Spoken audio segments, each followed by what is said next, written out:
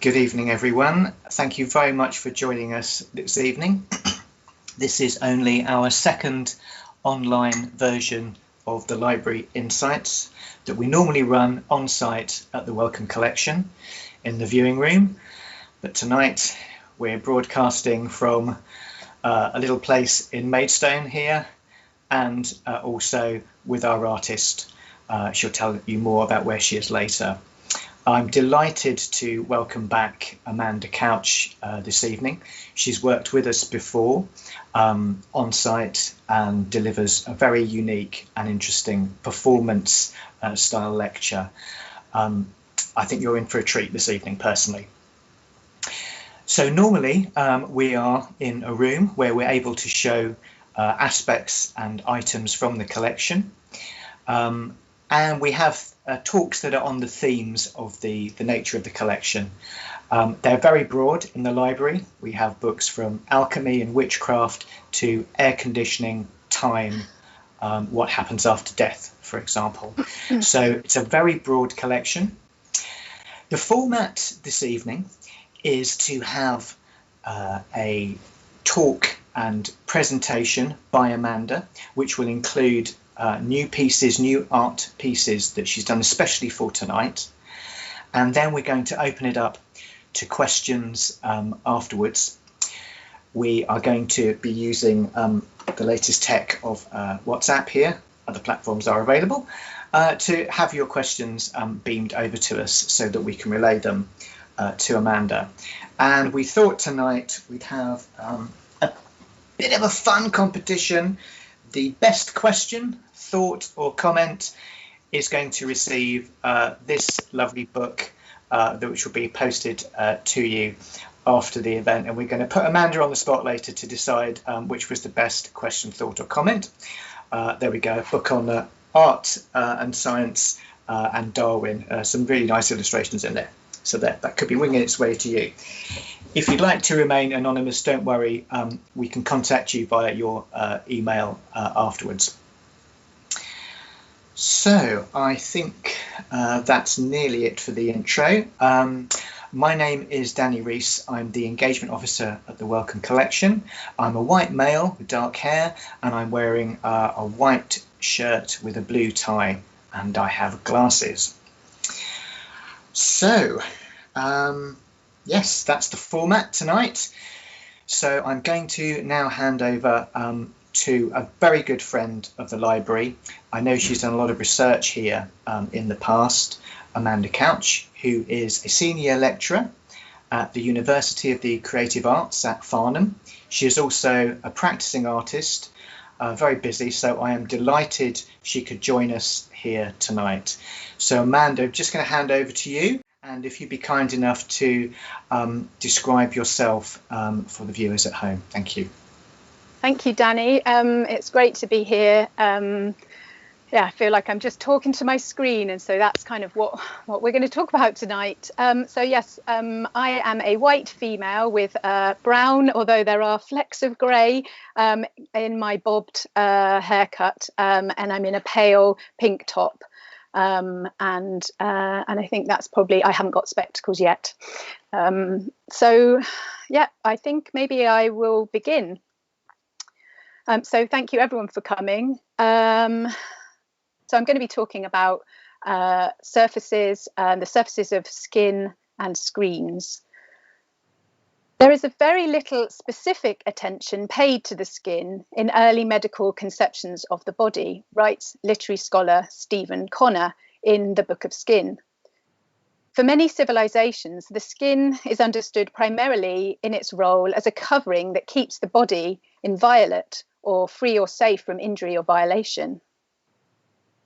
Early modern anatomists of Europe considered the skin as a superfluous covering with little value, an obstacle preventing knowledge of the inner truth of the body and of knowing God through the body's workings. Hence the multiple images that we have in anatomy books of the early modern period of écorchés or flayed bodies. Here the skin is often playfully depicted either peeling or pinned back, lifted like an apron, or hanging or torn off. held by figures who appear to be still alive, like those in Hellaika Crook's Somatographia and Anthropene of 1616.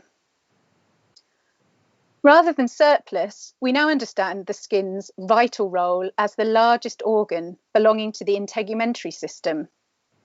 It's our main connection to the external environment and the body's first line of defence, safeguarding immunity, protection against pathogens and excessive water loss, as well as regulating temperature, providing insulation, enabling sensation, and the regulation and production of some vitamins. Cultural theorist Meredith Jones identifies well-established feminist critiques of the notion of skin as merely a container, which she argues situates this notion as profoundly patriarchal, deeply connected to understanding of men's bodies as sovereign, objective, controlled, and therefore unproblematic, while women's bodies are understood in contrast as less formed, more subjective and leaky.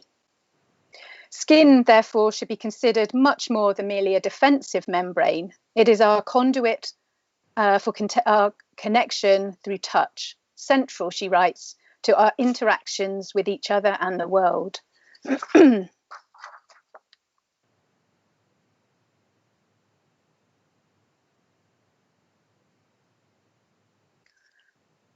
A few years ago, during a period of mental instability, which triggered a feeling of overwhelmedness and an inability to concentrate, I felt the need for a repetitive physical task, an action to contrast what felt like a dominance of the screen in my life that took me from the turmoil of my thoughts in my mind back to the body, to the material of skin and hair.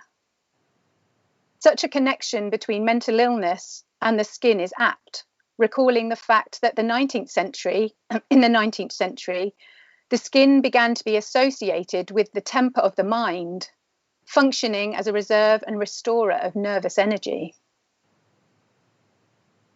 Into sheets of old parchment indentures that bound bodies to land and property, I sewed strands of my hair. Through an act of erasure, I bathed with this manuscript, the creamy hue of the sheep's hide resembling my pale white complexion, washing away the handwritings to form a palimpsest. Layers of the past erased, but not without leaving histories embedded and embodied in the skin. As it submerges and absorbs, I resuscitate the membrane. Its elasticity returns soft and smooth. I am summoning the cutis, Latin for living skin, from the pellis, the dead flayed hide. Piercing the wet tissue, I tack a running stitch across the page until the length of hair can be passed through the tegument no more. And so another length is thread, and so on. Each stitch is like a word, an evocation, a manuscript, a literal handwriting inscribed in the palimpsest.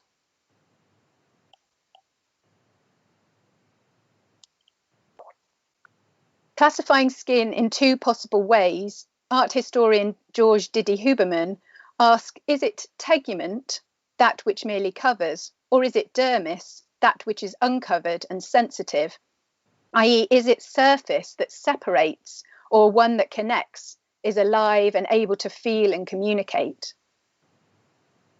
In the book Thinking Through Skin, feminist scholars Sarah Ahmed and Jackie Stacey articulate skin as the latter, a boundary object, the site of exposure and connectedness, of inter-embodiment, the mode of being with and being for, where one touches and is touched by others. Both the parchment and I are in a reciprocal entanglement of touching each other. It simultaneously touches me and I it, as I wash it and replaced its lost hair. Connor recalls the appeal of skin for the ancient Greeks that had been separated from the body as an object of fascination, fascinated attention, and often the bearer of specific powers.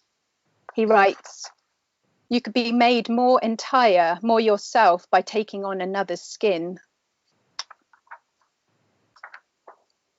And not surprisingly, during the COVID-19 pandemic and multiple lockdowns, I've returned to such an activity. Separated from all but one of the important people in my life, I requested strands of hair be sent to me from some of my favourite female friends, some of whom I've been more in touch, more connected because of the pandemic, albeit via the Zoom screen. These tresses are being stitched into this, my aegis, to summon and celebrate their powerful force and positive presence in my life at a time when I need my friends the most.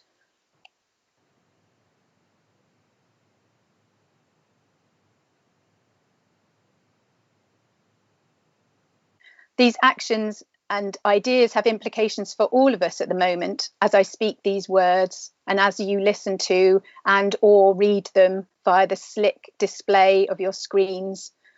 We are repeatedly reminded of how we are prohibited to meet mutually via our messy, meaty membranes.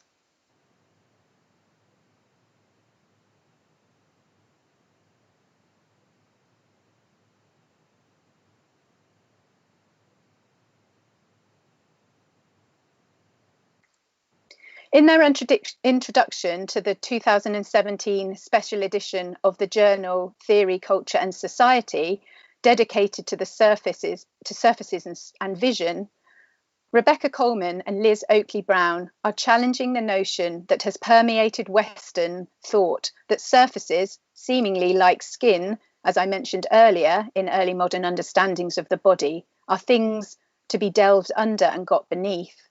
They argue surfaces should themselves be seen as sites of interest, as surfaces and interfaces where spaces and times, virtual and actual, might be brought together. And that's what I invite you to do this evening as we explore skin and screens, surfaces that shield and separate whilst uniting and connecting us as they begin to merge and interlace.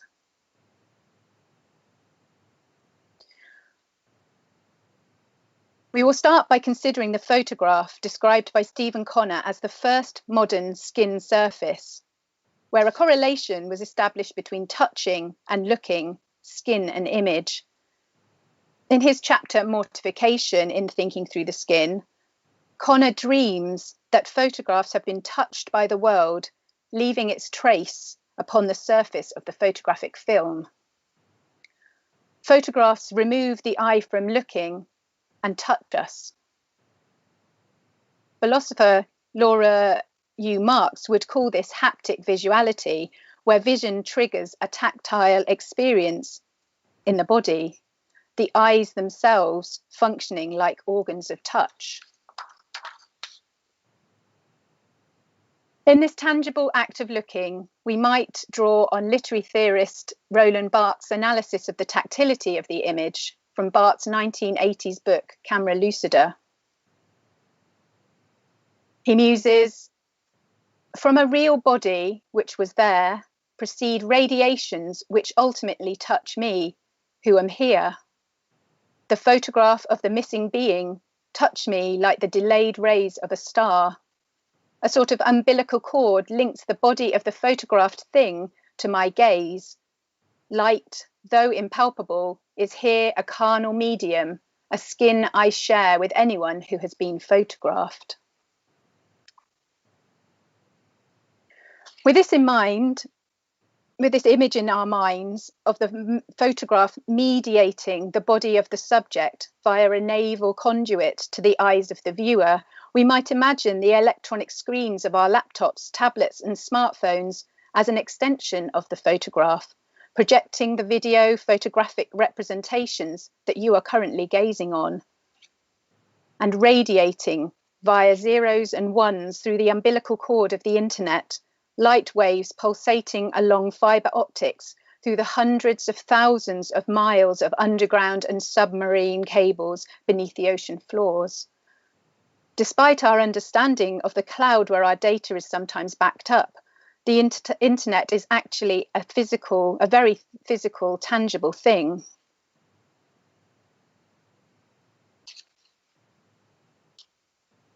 Barthes argued that the element of silver, which is alive and responsible together with the action of light to reveal the image, he mythologized the photographed body being immortalized by the mediation of this alchemical precious metal, which one might closely relate to the description of liquid crystal, matter associated with the flat panel display technology upon which you are almost certainly viewing this event, and the substances that David Dunmore and Tim Sluckin submerge themselves in their book Soap, Science and Flat Screen TVs.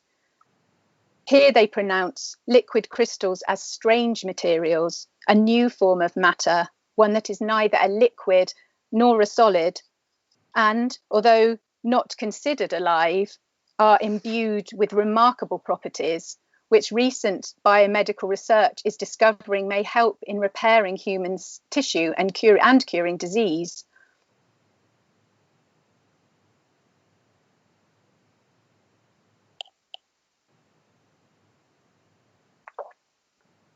In her essay, Expressive Surfaces, Meredith Jones invites us to consider ideas around the screen, recalling that the word screen was initially defined as an object that divided space or offered protection from the heat of a fire, for example, or a draught, originating from, amongst other roots, the Middle Dutch scherm, meaning cover, screen, or shield. So it would seem that the screen, she writes, once paralleled skin as a protective barrier. In our contemporary moment, our definition of screen leads us towards the description Heidi Wasson proposes, the screen as a primary interface between the forms that constitute visual culture and its inhabitants, that broker the increasing presence of moving images in private and public life. So in our current age, there is a dichotomy of meaning, a screen as that which hides, i.e. the fire screen or the screening off of a space,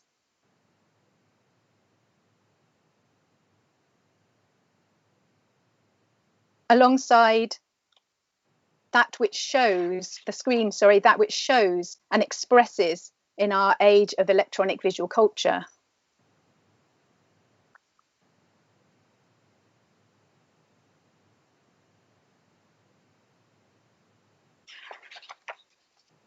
Jones develops these ideas further, situating screens as affective spaces or surfaces, arguing that skins and screens are starting to share similar features as surfaces upon which meaning can be projected, being intense and interactive as well as representational.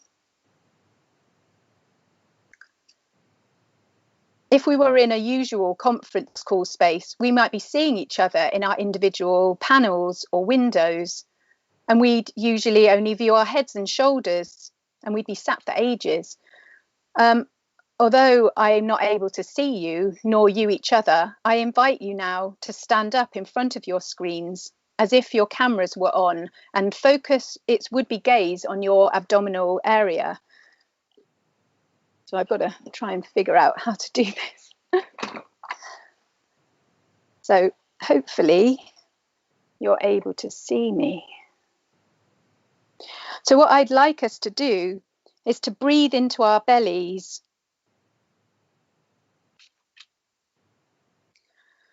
So stand up and breathe into our bellies and imaginatively project our images via our belly buttons through the umbilical cords of the data superhighway. So if you wouldn't mind placing your hands on your lower abdomen, you might even venture to pull up your jumper. Remember, no one can see you, your top or your shirt, and lay your hands directly on your skin.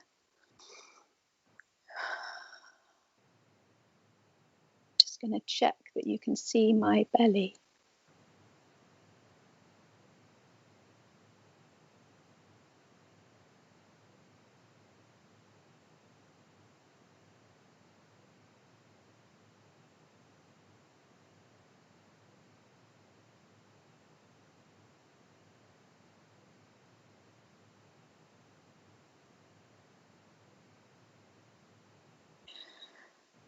So with your fingertips touching, if you can sense with your palms as the belly inflates and deflates, try and visualize your lungs inflating, but also filling your belly with air, and holding your breath for a moment before letting it slowly out all the way from your belly so it draws towards your spine. Pause again for a moment before inhaling into your belly area and hold. And then exhale slowly out, allowing the navel to fall towards the spine, and inhale and hold and exhale and pull in and inhale and exhale. So now you've got the rhythm of in and out. You might close your eyes and imagine your images radiating, emanating, emitting energy through your navel conduit via the fiber optic umbilical cord of the internet.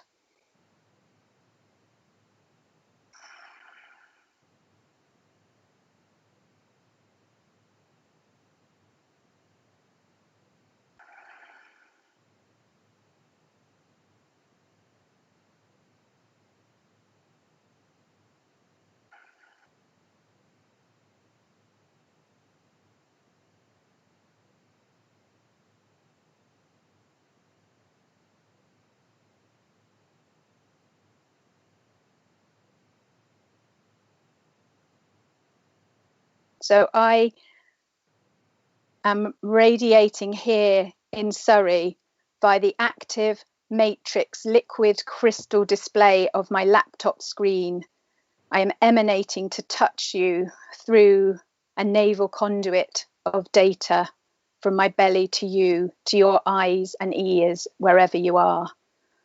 So you might like to take a selfie and later on turn a camera on and maybe take a picture and send us a picture of your navel conduit, maybe with the hashtag skins screens navel conduit. So as I said, I'm radiating from Surrey, and it would be lovely to hear where you're emanating, where you are emitting light and your image from right now. Maybe we can make a pause and people can put it in the chat and say where you're coming from. Danny, I don't know if you can hear that or see.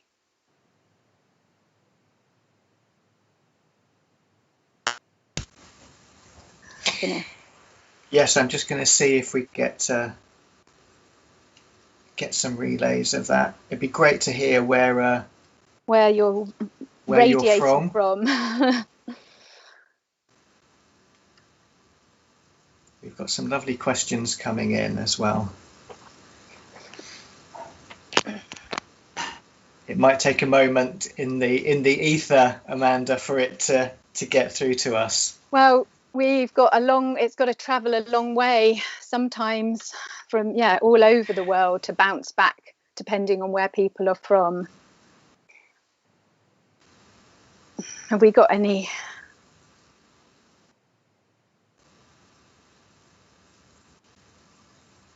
Oh, we have someone from, that's an interesting phrase, de Beauvoir from London. Oh, de Beauvoir town.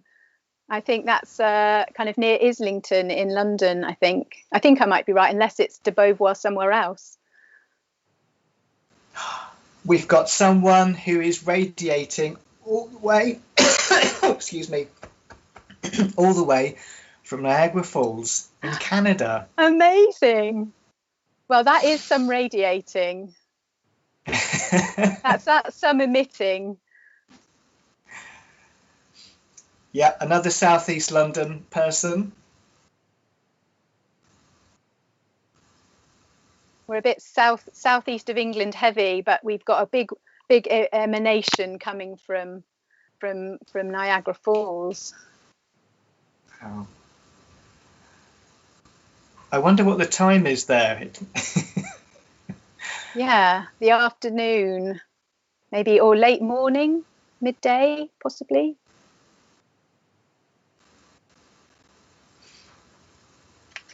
Yeah.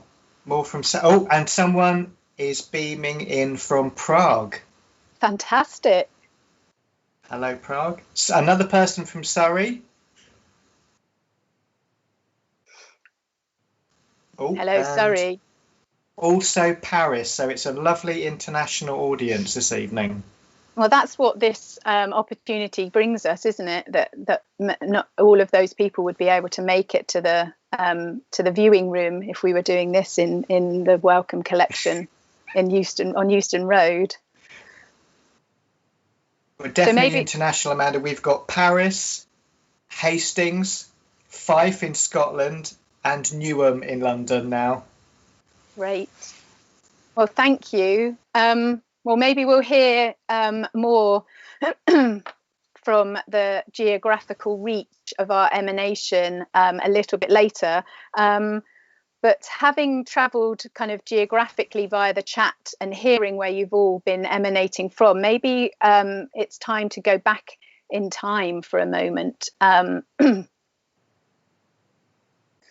Long before the time of fibre optics, earlier than the first transatlantic telegraph cable was laid connecting Ireland and Canada in the mid-19th century, to arrive in West Africa, in the Kingdom of Congo, founded in the 14th century, in the area that currently spans parts of present-day Gabon, Angola, and the Democratic Republic of Congo, where a different kind of communication technology was occurring.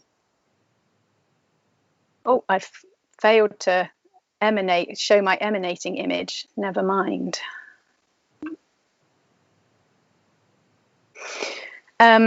So there was a different kind of communication technology occurring here. Objects containing a screened chamber which were activated to commune with the spirits. Here, over many centuries, a cosmology was practiced that visualized the universe as an interface of the material and immaterial dimensions of existence, the time-bound and timeless, connected by the movement of the sun and at the same time separated by an immense sea known as Kalunga. This is what Wyatt McCaffrey, one of the foremost scholars of Congo culture and religion, has kind of written about. Such an interface materialized in the medicinal spiritual objects known as minkisi or nikisi for singular, which is apparently poorly translated as power objects. And the Science Museum has a few of these in its collection, which are on loan to the Wellcome.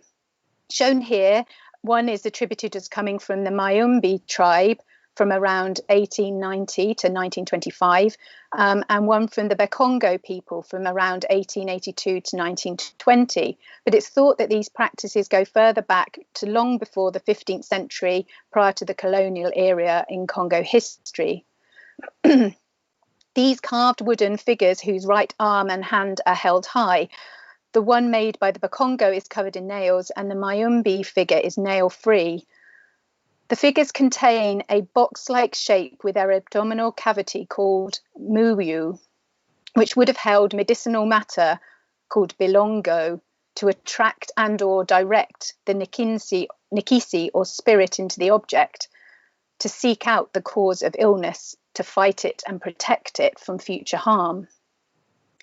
According to Kate Collins, librarian at the Rubenstein Rare Book and Manuscript Library at Duke University in the USA, the sculptor, in collaboration with a healer, would create a cavity in the head or stomach, which would then be packed with materials chosen for their spiritual significance. The Congo-born Kavuna Simon recounts the materials that would be found in a muyu, composed of earth, ashes, herbs and relics of the dead, as well as leaves. The box would then be sealed by a reflective material, a mirror, glass or shell, to prevent humans from viewing what lay beneath, but which conversely would enable the spirit to peer through into our world.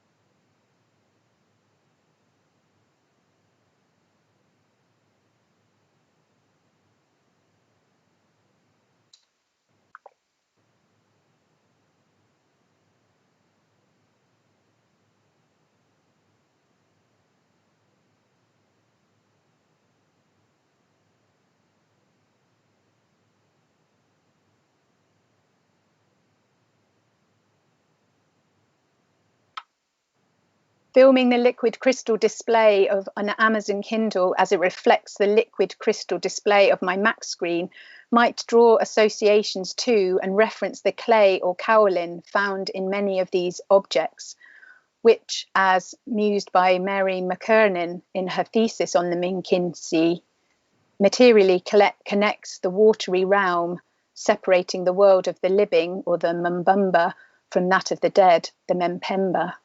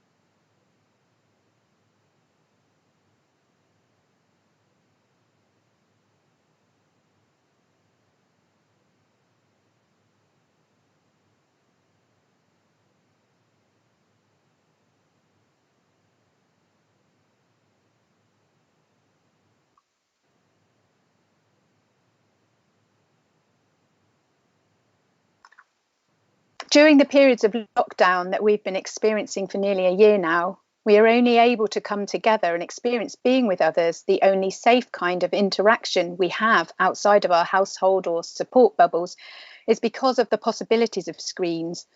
Through the Zoom room, the Teams interface, FaceTime platform, or WhatsApp window. And because skin is temporal in the sense that it is affected by the passing of time, it materializes that passing in the accumulation of marks, of wrinkles, lines, and creases, as well as in the literal disintegration of skin, writes Ahmed and Stacey. It's only through the screen skin surface that we are able to bear witness to the inevitable aging of the flesh skin surfaces of our loved ones, our family, friends, and colleagues that are transforming over these long months.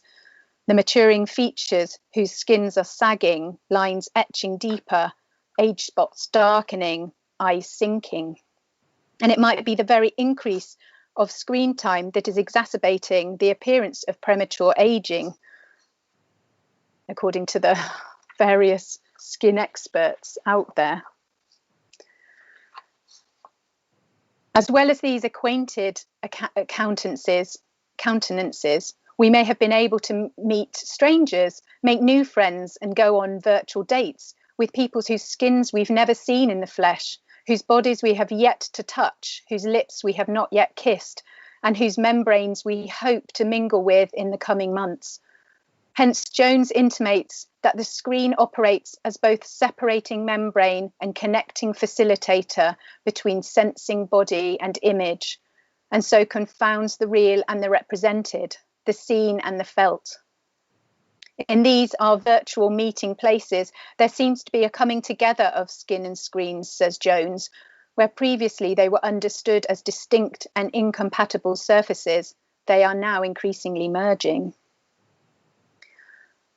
But it's not just a conflation of such surfaces, but also a convergence of the senses, as Marshall McLuhan wrote in 1964, decades before the emergence of daily conference calls.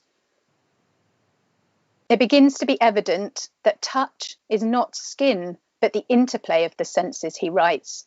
And the keep in touch and getting in touch is a matter of fruitful meeting of the senses, of sight translated into sound, and sound into movement, and taste and smell. But of course, this bit is currently absent in our encounters.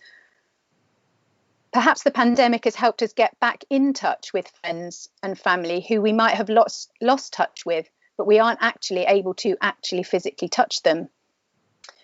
And to check in with people who are coping in this uncertain and often isolating time, recognizing, of course, that the phone or the video or conference call, touch and the other proximal senses of taste and smell are so excluded. In some ways, our breath is held until we're able once again to come together with all of our senses.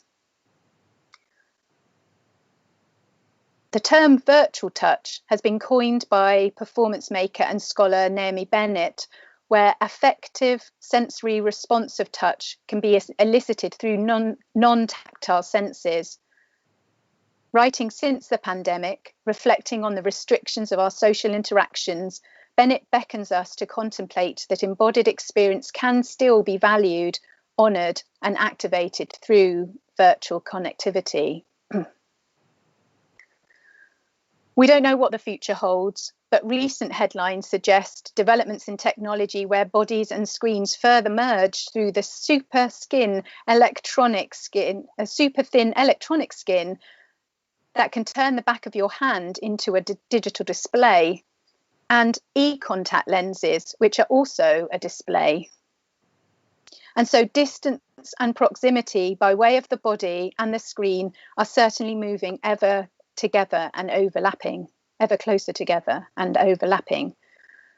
But in the meantime, I hope through this event you might also feel connected and united with others in a community where we have at least imaginatively been in touch, confounding the real and the represented, and that you have been moved in this encounter as you have entangled with us and with your technologies.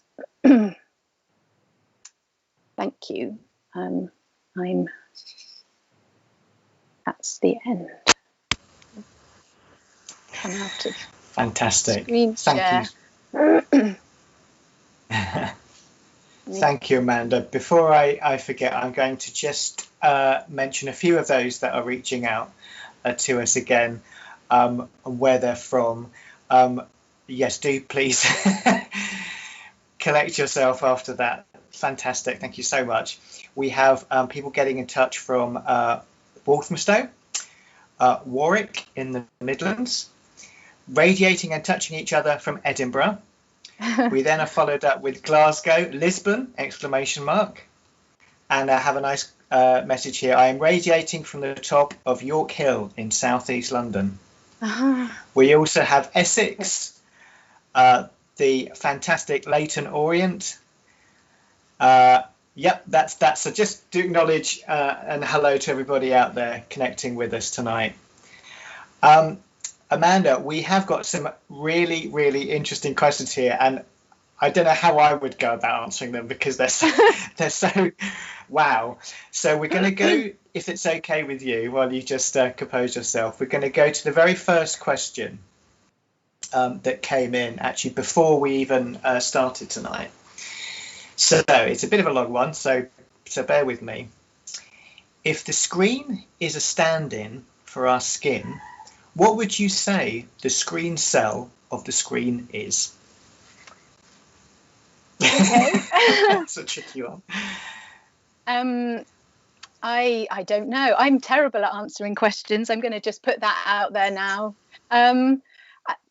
I think that's maybe you're already asking yourself this question. So maybe is it too obvious to say a skin cell or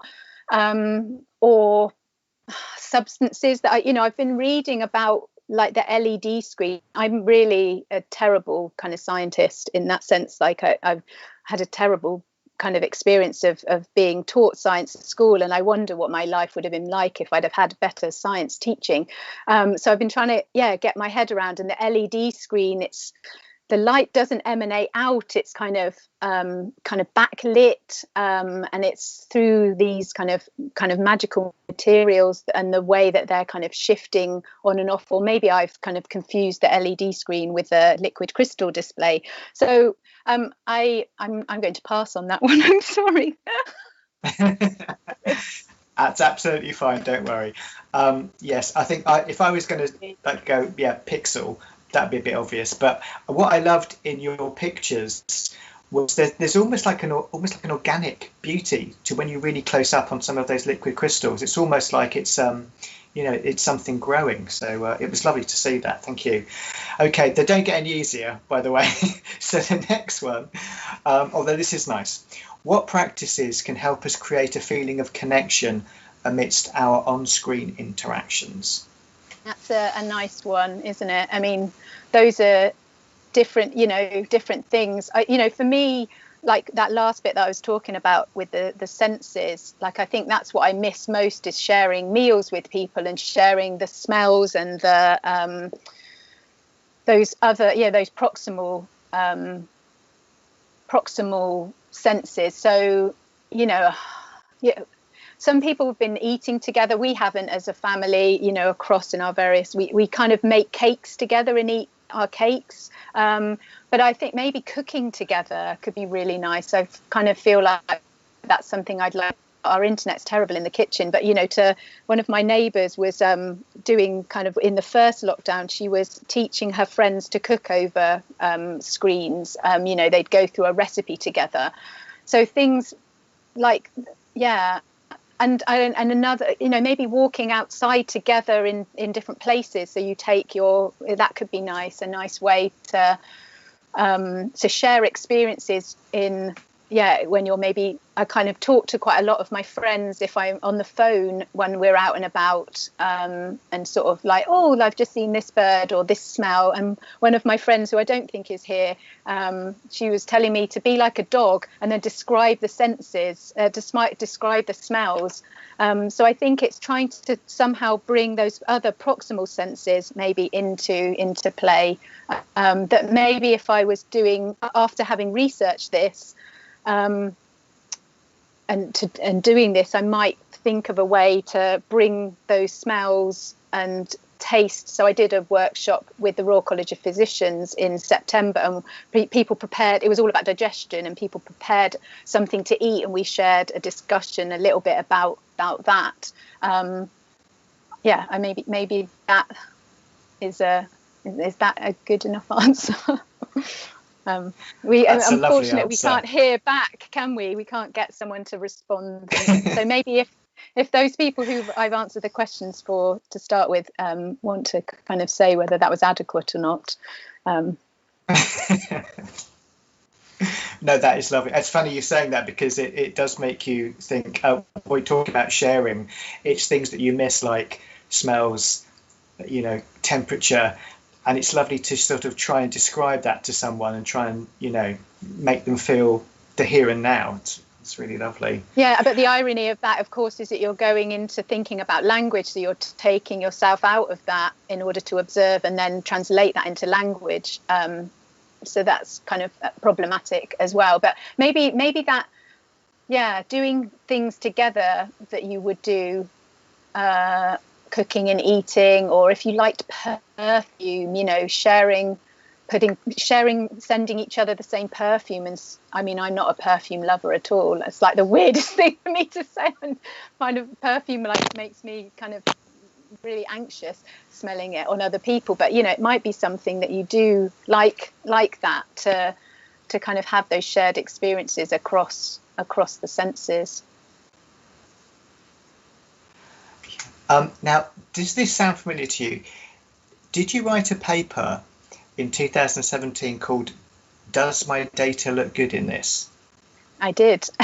Right. So to follow well, up, I think the event was called that. I think I can't remember what my paper was called, but yes. Brilliant. That's good. So this follows on the question: do you consider data one of our skins? How would you visualize this? So that kind of that event was thinking about kind of research data in the visual and kind of wider arts that was something other than like scientific data. So I guess maybe what was the question about whether it was the skin? Is that whether our skin? Yes. Do you consider data one of our skins? One of our skin, yeah, data as in the data that one of our skins. Some of these I'd have to think about. I'm terrible off the cuff. I feel, I guess, we are covering us, or we are like, I guess maybe there's a sort of way that we are enveloping ourselves with our kind of data. If we think about the difference between the qualitative and the quantitative, and I think the quantitative data is the data that people collect, like if you've got a Fitbit or something like that, you're collecting all that data about your body. So, you know, some people may think of that as something that they almost like a protective shield, like that knowledge of that, collecting the data about the body. And I'm only thinking about that kind of data. So if you think about the skin as some kind of, you know, does it make people feel protected to know what their heartbeat is at that time, what their cholesterol level is, what their running, you know, maybe some people might. For me, I'm not. Maybe I'm just jamming with that. It's really good practice for me to answer questions like this. I know you're such a thoughtful person, and to put you on the spot seems really unfair. So it's the dyslexic, dyspraxic in me that finds it quite hard to think quite quickly and answer things when, especially because the things I was researching for this is some of the stuff's quite new. Like some of the things about skin is probably less new, but the things to do with screens and that idea of technology is quite new. And so I've processed it to do this, but maybe scratching under the surface, I haven't quite,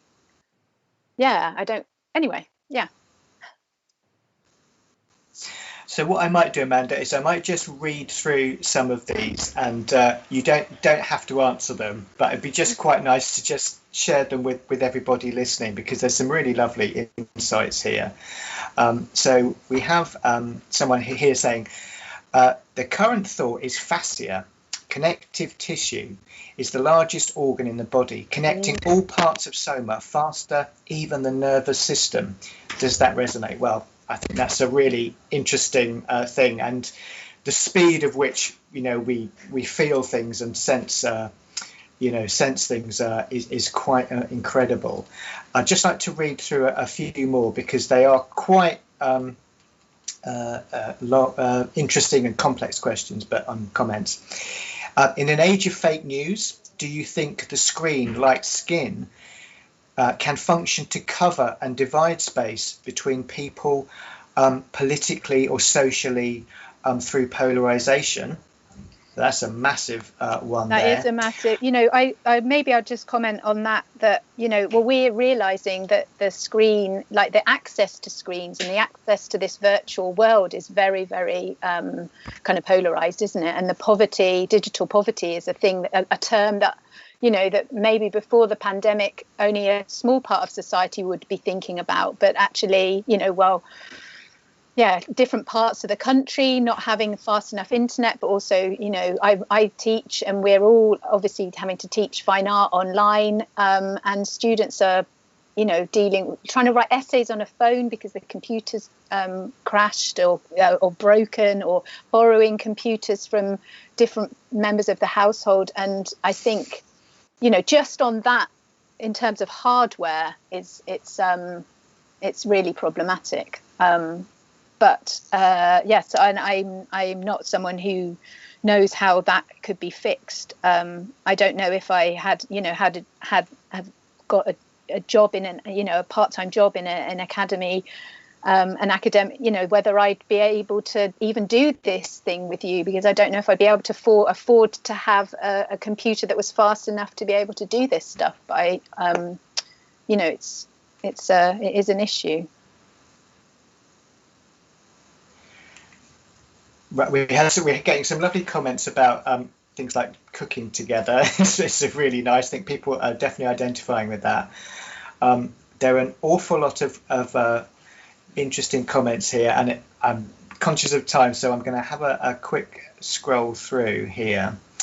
There was quite a nice one here. I'll just read this one out because I like the idea of being alive while holding your skin. What's alive? What's vital under the skin? Coherent in its own right and mobile. I think someone must have got in touch with their belly earlier.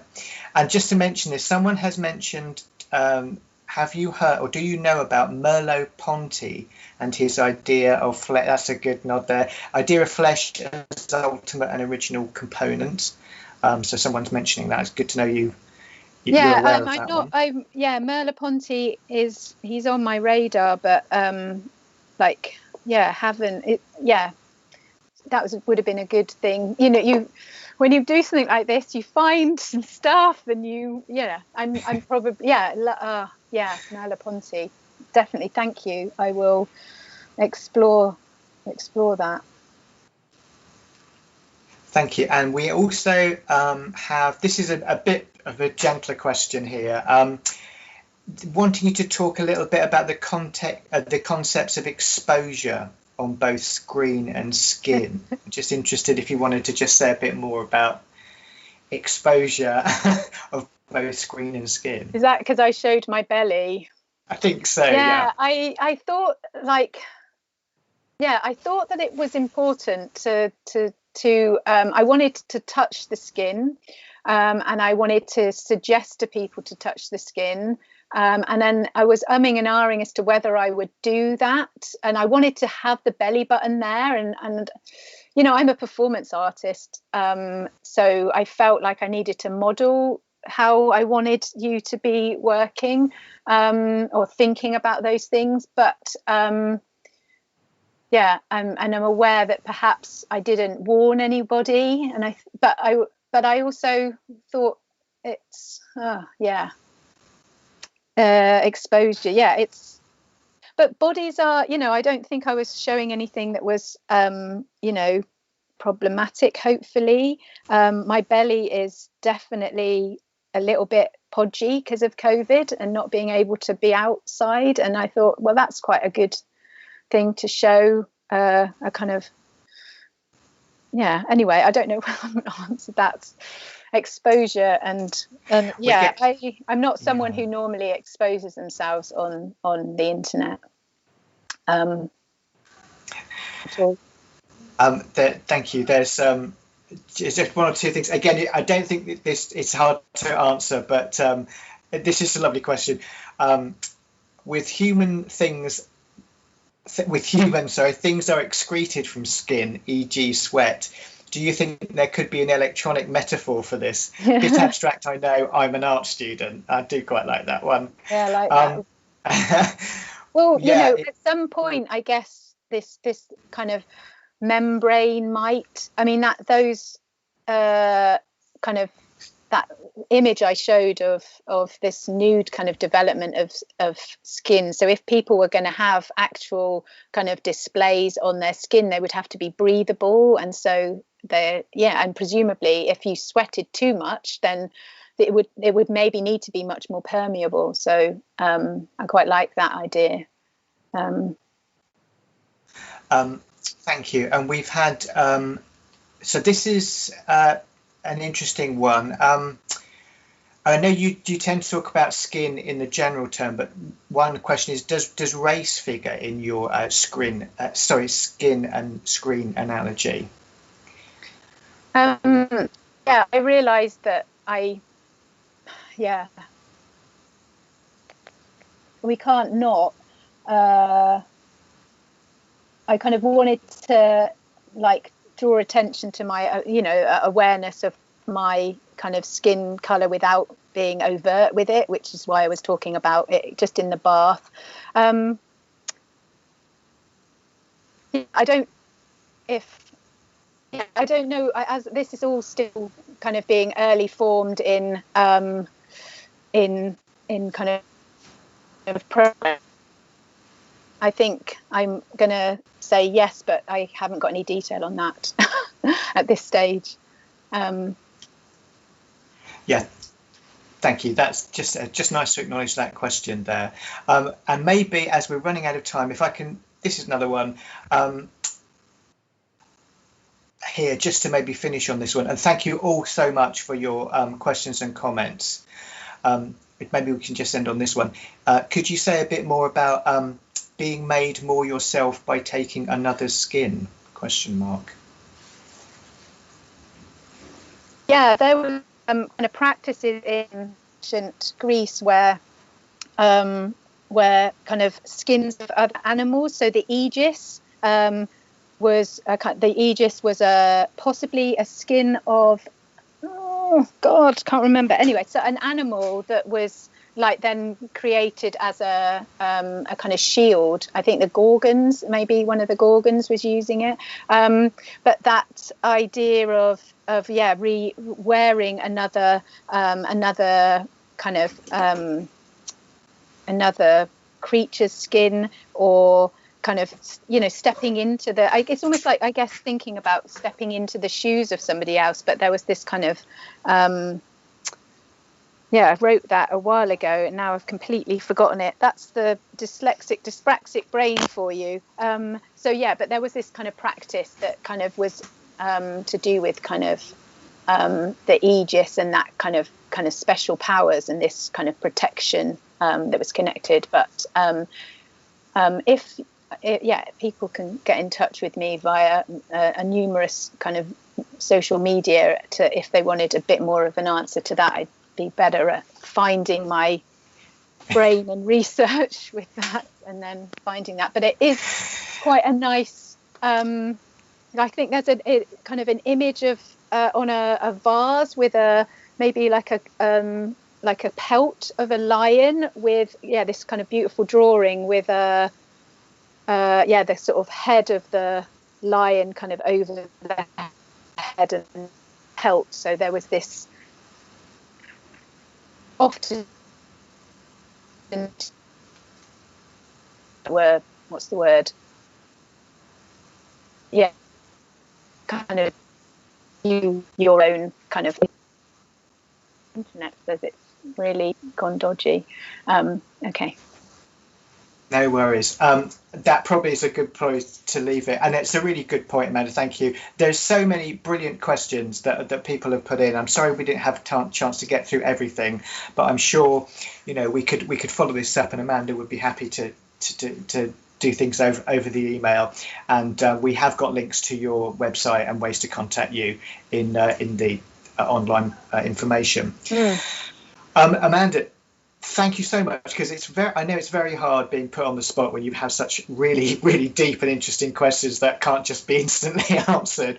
But can you remember any particular one there that you liked, just to finally put you on the spot? We can say a quick. Yeah, maybe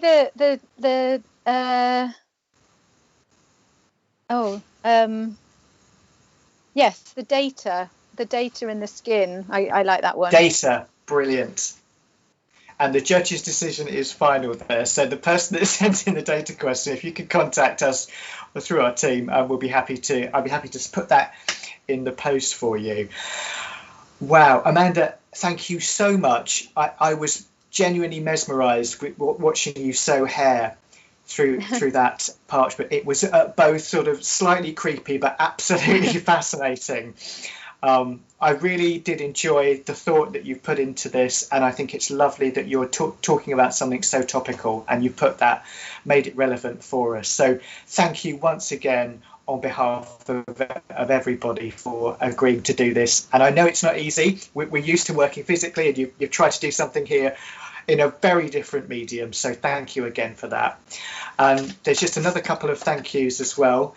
I would like to say thank you so much to Euan and colleagues from VoiceBox for the live subtitling, who I know work very hard to do that. So thank you very much. Can I just thank Yoshika for helping with the questions, getting those relayed to us. And also, last but not least, the wonderful AV team, who really do an incredible job behind the scenes to make this possible. Thank you so much, Justin, Jeremy and Thea. And very finally, a quick plug, if you don't mind, Amanda. If you've enjoyed this, please Google Welcome Collection Condoms in the Kitchen for our earlier foray into the online world, which is still available on YouTube. And I'm really pleased to say that this will also be made available on YouTube, free to everybody. Once we've done a bit of post-production tidying up, it'll be out there. So thank you to the audience tonight. I loved hearing where you've come from far and wide. Thank you so much for some fascinating questions. And finally, thank you so much, Amanda, for making a really entertaining evening. And it's certainly brightened up my Thursday. Thank you for the invitation, Danny. It's been a pleasure and fascinating to kind of look into these connections between media and skin, which has opened up a whole new kind of, well, the body and media, which is not a kind of area that apart from the book, it's kind of opened me up to thinking about much more kind of this kind of technological I've been dragged into the 21st century, Danny. Kicking and screaming, but I'm coming now. I love the liquid crystals. I'm away from fantastic. the past now. It's all the liquid crystals. Brilliant. Well, have a lovely evening. Thank you so much again. Have a nice, well-deserved rest, and maybe a nice glass of white wine or something. Thank you. And thank you. Oh, thank you to everyone who emanated and got involved with that, and for your questions. And I and hope that I can follow up anything once I've had more time to maybe digest them. Thank you so much, Amanda. Take good care of yourself, and I hope to see you in the future in the actual flesh. That would be lovely. That would be lovely. Thank you. Thanks everyone for joining us. Bye for now. Bye everybody. Thank you.